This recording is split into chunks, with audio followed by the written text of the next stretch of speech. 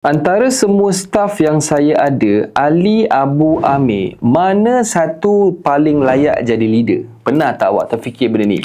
Abu kah? Ali kah? Amir rupanya. Macam mana nak tahu? Jom saya senaraikan 4 jenis kompetensi yang kena ada dalam staf awak. 4 jenis. Kompeten ini adalah orang yang layak, orang yang betul-betul patut menjadi leader. Nombor 1 dipanggil sebagai layak dari sudut mindset. Benda ni paling mahal.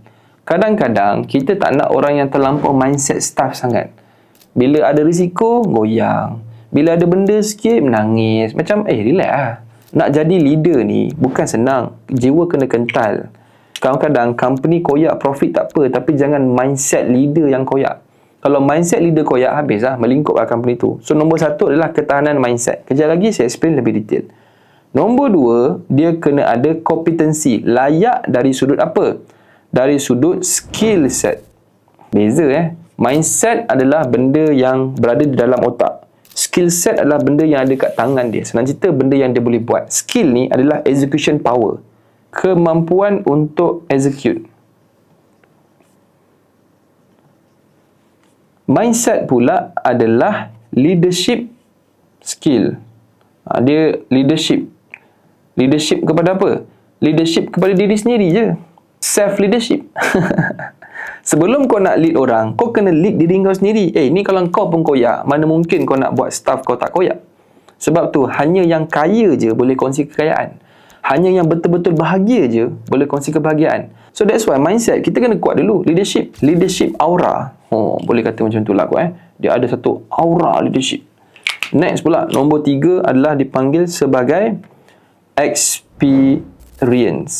Pengalaman.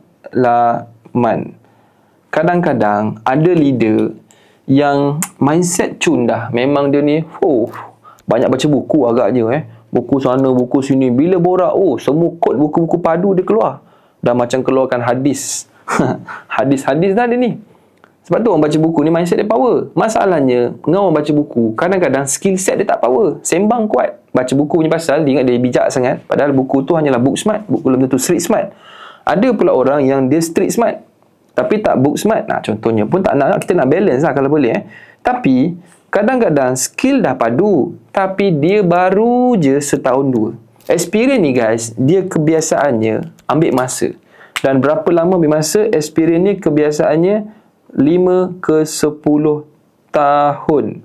Sebab experience ni akan membentuk konsistensi.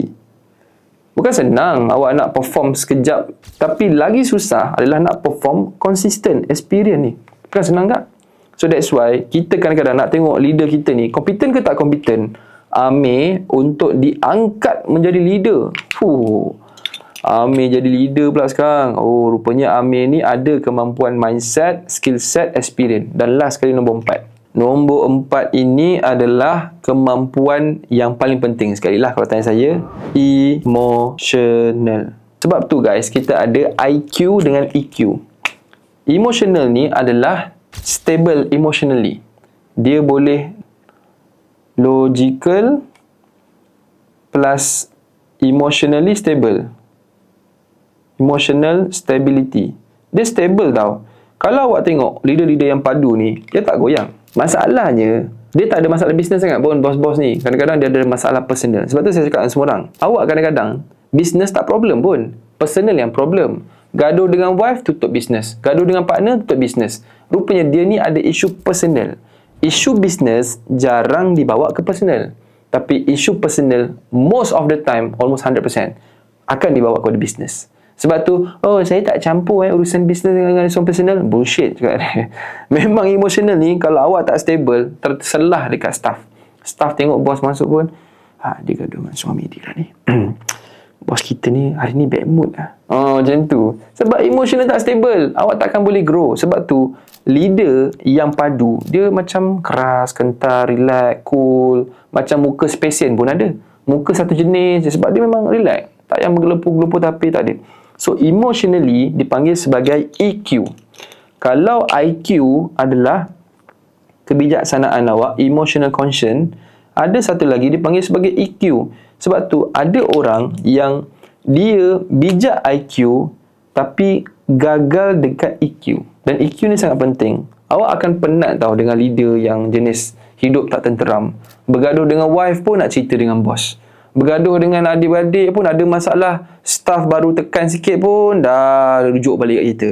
So guys, ini adalah 4 jenis kompetensi. Kalau awak nak convert Amir menjadi leader, awak kena pastikan mindset ini digrowkan dengan betul. Okay, pastikan benda ni ada. So, jumpa dalam video seterusnya. Mudah-mudahan benda ni bermanfaat. Dan sekarang ni, please tapis leader yang sebenar. Jumpa dalam video seterusnya.